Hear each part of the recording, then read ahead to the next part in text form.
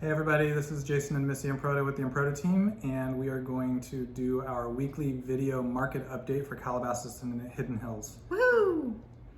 Well, so the reason why I'm excited is that in Los Angeles, we can now show occupied homes as well as vacant homes. So there were different municipalities and different areas that were doing different things, and it was really confusing for everybody. Now we can show vacant and occupied homes. The current rule for right now is that it's no more than two buyers walking through with a realtor. So we're limiting the number of humans in the home at any given time. Everyone is wearing masks, gloves, booties, the like. So that's exciting because that's really going to open things up and get this market moving again. We already kind of feel like it is actually. Yeah, for sure. We're starting to see an increase in activity. Yeah. So in line with that, we wanted to share with you some numbers that we've seen in Calabasas and Hidden Hills, particularly April. I know it's now May 5th, but I wanted to How'd go that over, happen? I know, right, it's crazy. Just want to go over some numbers. I think they start to tell a story, and then as we progress through the rest of this and the recovery in real estate and everything else, you'll see how the numbers trend. So right now there are 89 homes on the market in Calabasas available for sale. That is down from your average. There are 15 homes that are in escrow, and in the month of April, 11 houses sold. What's interesting about that, and this speaks to what we've been seeing, is that that's down quite a bit from April last year, where 33 homes sold, 37 the year before, and 26 the year before that. It is also interesting though, and I find this, this is something that people need to realize, is that there are 38 homes since quarantine began that have been taken off the market in one form or another, hold, canceled, or withdrawn. And those are sellers that are basically waiting to see what happens. They're waiting till the recovery takes place. And that's that shadow inventory we were talking about in one of our other videos. Exactly.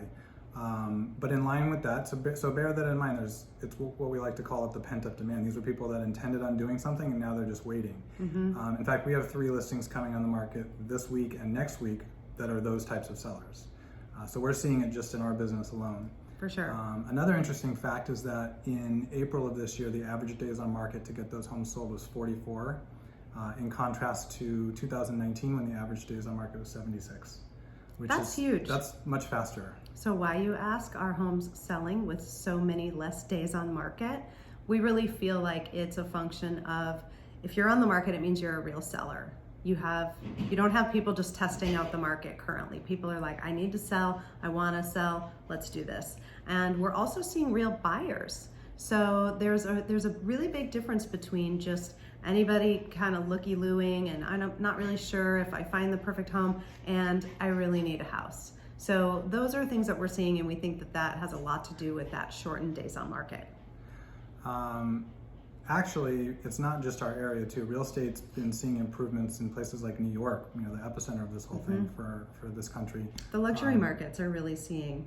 The luxury markets are seeing improvement. We're seeing improvement in Florida, and of course we're seeing improvement in California. Basically, it's an increase in showings, increase in written contracts, increase in new escrows, and an increase in listings. So while we're on the early part of this improvement, it's nice to see that improvement. It does seem to fall in line with the restrictions starting to ease up. For sure.